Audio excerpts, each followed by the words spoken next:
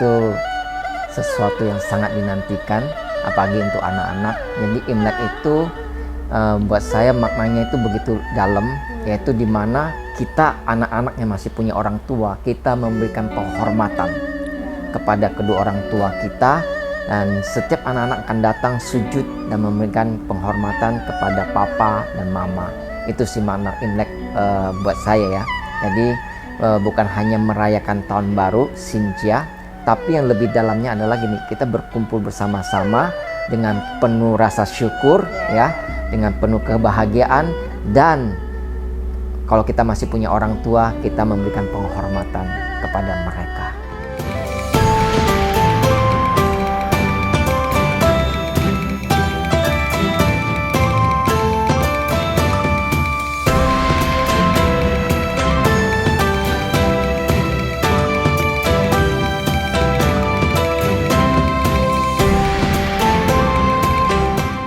Apa tuh saya paling berkesan? Kan saya udah ikut 19 tahun nih merayakan Imlek setiap tahun kan, gitu. Apa yang paling berkesan? Yang paling berkesan adalah kita harus bagi-bagi angpau ya, karena udah menikah kan harus bagi-bagi angpau. Well, di sisi lain sih mungkin kayaknya, aduh boros nih gitu ya, pengeluarannya banyak, ponakannya banyak gitu kan. Tapi ada sukacita sih, bisa sharing, maksudnya berbagi kebahagiaan, nggak cuma sama keponakan, tetapi juga sama orang tua atau yang dituakan. Kita biasanya kasih angpau juga buat mereka, adik kakak dari papa, dari mama gitu ya yang datang. Terus yang pasti sih makanan, karena ada satu makanan yang mama mertua waktu masih hidup selalu masak hanya saat Imlek. Nggak tahu kenapa, kayaknya mungkin tuh ikan munculnya saat Imlek ya Yang ya? Nggak juga sih. Memang harganya mahal, cukup iya, mahal. Ikan teripang ya Yang ya? Ikan teripang.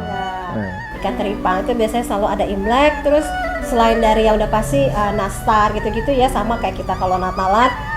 Terus ada dodol ya, kalau khas Pontianak tuh banyak dodolnya. Ada dodol labu, terus dodol apa gitu yang? Dodol durian udah pasti Pontianak punya paling enak. Terus apa lagi? Yang biasa mama bikin tuh warna hijau dan hitam, ketan hitam apa? Ya, dodol ketan hitam. Itu biasanya kita udah sajiin tuh. Jadi Imlek itu kenapa harus juga pakai baju merah ya?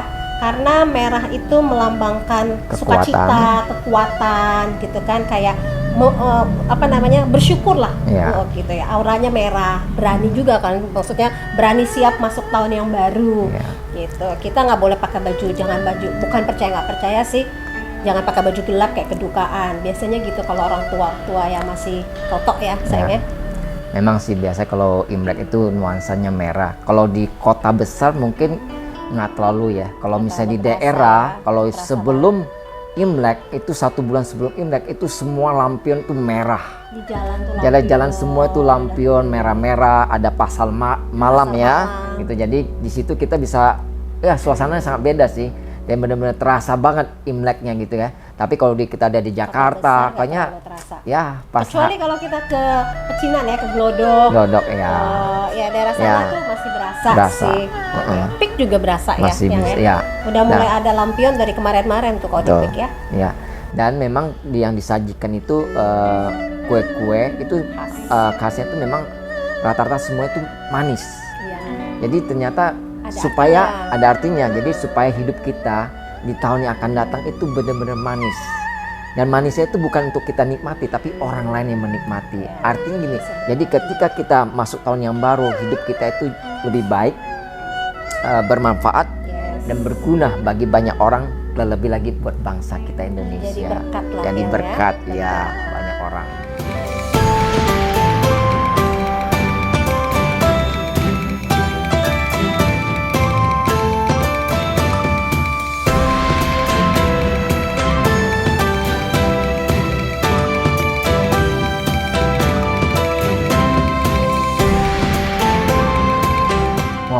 Apa saya dilakukan ya banyak banget ya.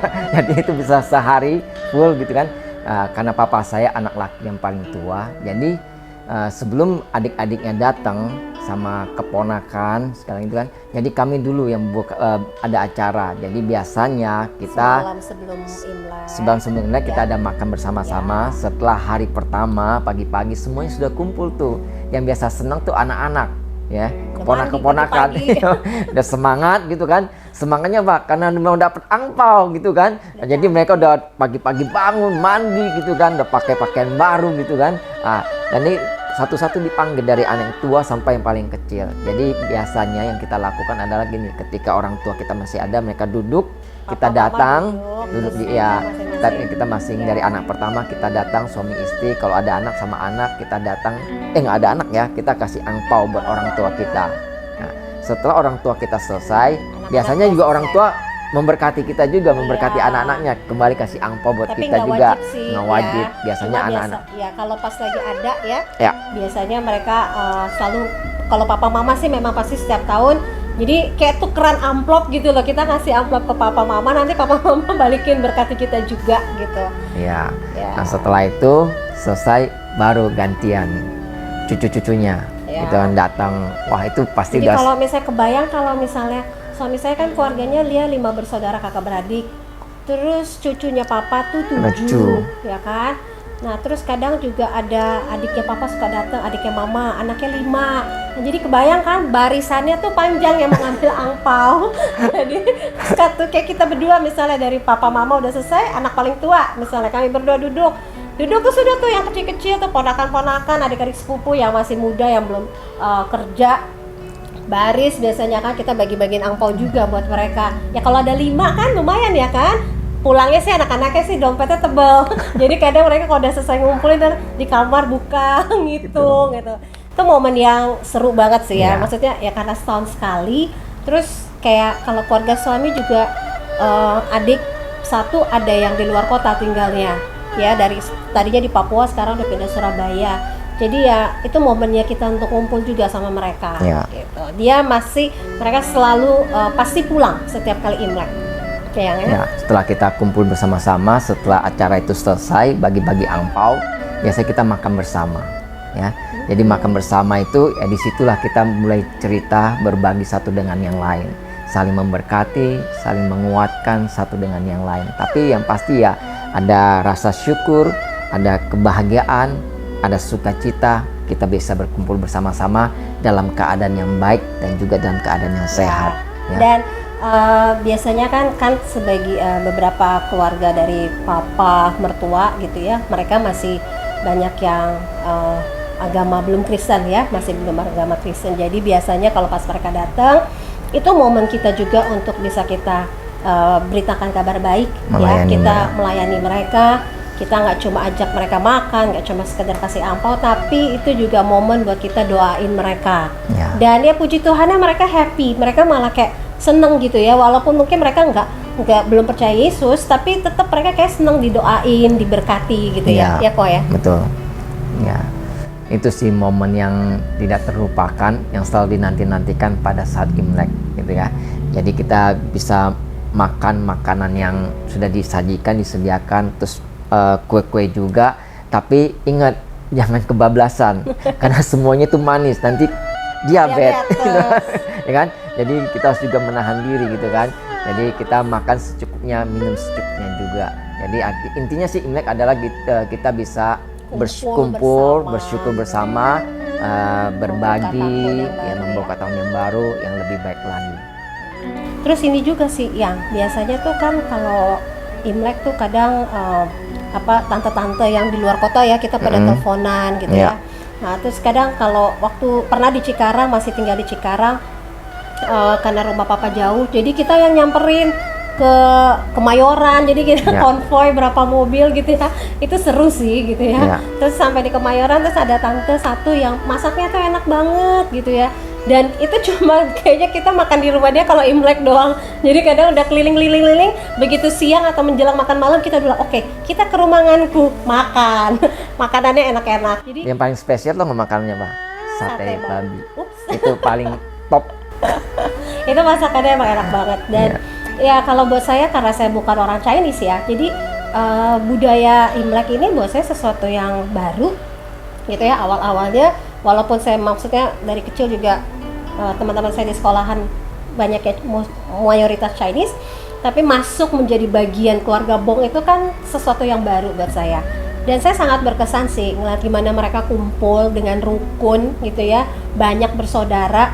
Dan itu rumah open house tuh papa dari pagi sampai malam, sampai besoknya Imlek kedua gitu ya, Imlek ketiga itu masih pada datang juga keluarga-keluarga yang jauh ya, karena biasanya kan hari pertama masing-masing di rumah masing-masing, hari kedua baru pada berkunjung gitu. Kecuali yang adik kakak kandung ya dari papa mama tuh biasanya mereka hari pertama udah di rumah kita ya, sama-sama sama papa sama mama. Dan tahun ini Imlek pertama kami jalani tanpa mama ya.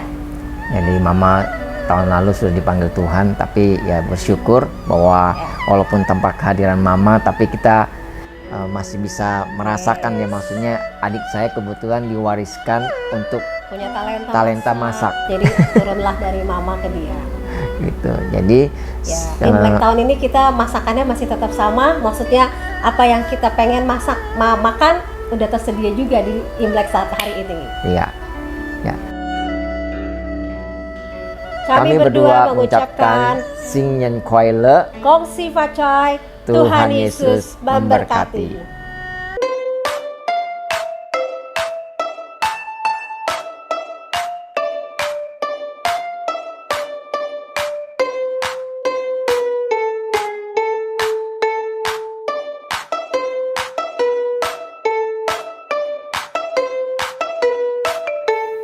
每条大街小巷，每个人的嘴里，见面第一句话就是恭喜恭喜，恭喜恭喜恭喜你呀，恭喜恭喜恭喜你，冬天一到尽头，真是好的消息，温暖的春风就要吹醒大地，恭喜恭喜恭喜你呀，恭喜恭喜恭喜你，好好冰雪融解，眼看梅花吐蕊，漫漫长夜过去，听到一声集体，恭喜恭喜恭喜你呀，恭喜恭喜恭喜